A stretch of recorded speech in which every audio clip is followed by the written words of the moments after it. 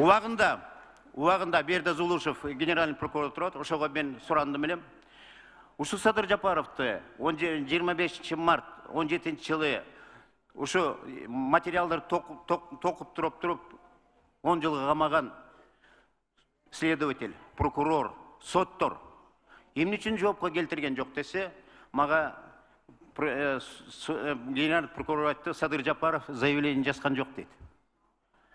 По факту прокуратура өзүмө жасайт эле, жасаган жок, ошон үчүн сураныч. Садыр Жапаров, ошол акыйкатты сизге, балдарыңызга, үй бүлөңүзгө меткенде акыйкатты мен суранамын, ордуна келтиргиле.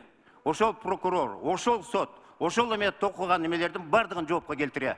Ошентсе, бүгүнкү болбогон жерде камалып жаткандардын бардыгы эртең эле чыгып келет. Андай прокурор, андай соттор ошолорду соттобойбуз дегенге келет.